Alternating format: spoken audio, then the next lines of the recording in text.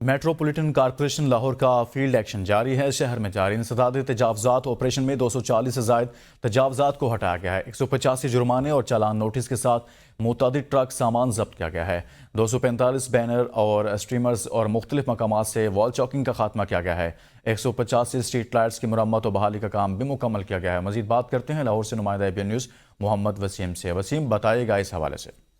اچھا، بالکل۔ Metropolitan corporation Lahore کی جانب سے ایک طرف اسموک کے خاتمے کے لیے مسٹوین گاڑیاں چلائی جا رہی ہیں، جن کے تحت لاہور کے مختلف مقامات پر 41 سڑکوں اور 15 پوائنٹس پر پانی کا چھڑکاؤ کیا گیا ہے۔ تو دوسری طرف تجاوزات کے خلاف آپریشن میں 240 سے زائد تجاوزات کو ہٹایا گیا، جبکہ 185 کو جرمانے اور چالان نوٹس کے ساتھ متعدد ٹرک سامان بھی قبضے میں لیا گیا ہے۔ جبکہ ایڈمنسٹریٹر MCL رافع حیدر کا کہنا ہے کہ 245 بینرز اور سٹیمرز اور مختلف مقامات سے وال چیکنگ کا خاتمہ بھی کیا گیا ہے، چونکہ تجاوزات جو ہیں بہت شکریہ محمد وسیم اس حوالے سے آگاہ کر رہے تھے۔